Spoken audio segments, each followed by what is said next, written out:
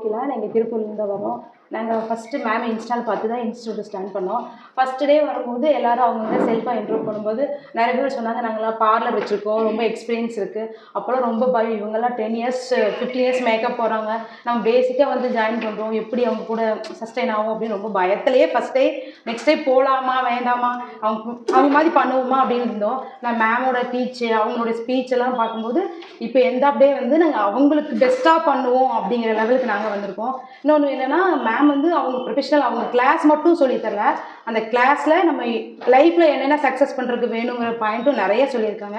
அது எனக்கு ஒரு பாயிண்ட் ரொம்ப பிடிச்சி, அதை கண்டிப்பாக சொல்லணும். எங்களுக்கு வந்து ஹேர் ஸ்டைல் கிளாஸ் போயிட்டு இருந்துச்சு. அப்போ எனக்கு மெஸ்ஸி பிரைடுன்னு சொல்லி ஒரு ஸ்டைல் சொல்லி கொடுத்துருந்தாங்க. நாங்கள் அதை நிறையா ரப்பர் பேண்டில் யூஸ் பண்ணுவோம். எல்லோரும் நாங்கள் யூஸ் பண்ணிட்டு கட் பண்ணி கீழே போட்டுகிட்டே இருந்தோம். ஆனால் மேம் எங்களுக்கு டீச் பண்ணும்போது அந்த ரப்பர் பேண்டை கலட்டி அவங்க பேசினால் கூட அந்த ஹேரை ரிமூவ் பண்ணி அவங்க பாக்ஸில் கீப்பப் பண்ணாங்க.